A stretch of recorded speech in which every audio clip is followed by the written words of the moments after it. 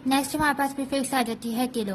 Kilo को हम small के से रिप्रेजेंट करते हैं, इसकी पावर है 10⁻³ नेक्स्ट मेगा, मेगा को हम कैपिटल एम से रिप्रेजेंट करते हैं, इसकी पावर 10⁻6 है। नेक्स्ट गीगा है, गीगा को हम कैपिटल जी से रिप्रेजेंट करते हैं, इसकी पावर 10⁻9 है। टेरा को हम कैपिटल टी से रिप्रेजेंट करते हैं, इसकी पावर 10⁻12 है।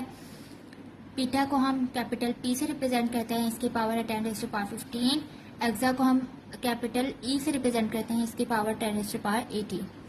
इस तरह से अगर हम इस टेबल को याद करें तो इस टेबल को याद करने बहुत आसान हो जाएगा।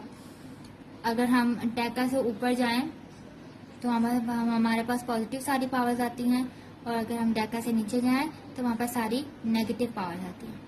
इस तरह से इस टेबल को आप याद कर लें, आपके लिए बहुत आसानी हो जाएगी प्रीफिक्सेस को आगे समझने के लिए और उसकी एग्जांपल्स भी सॉल्व करने के लिए।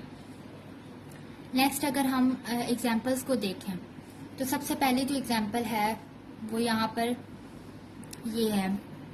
हमने 5 लिखा और उससे आगे हमने 7 जो है जीरोस प्लेस किए, ठीक है। अब जब भी हमारे पास बहुत लार्ज और बहुत स्मॉल नंबर्स आते हैं तो उसमें मल्टीपल नंबर्स ऑफ जीरोस भी आते हैं। अब उन जीरोस को काउंट करने में भी एरर आ सकता है, और उन जीरोस को जब हम कॉपी पर लिखते हैं, जब हम नोट करते हैं, तब भी कोई एरर आ सकता है। फॉर एग्जांपल हमारे पास एक नंबर है 5, उससे आगे अगर हमारे पास 20 जीरोस आ रहे हैं तो अगर हम उनको काउंट करें तो कभी कभार काउंटिंग में भी मिस्टेक हो सकती है।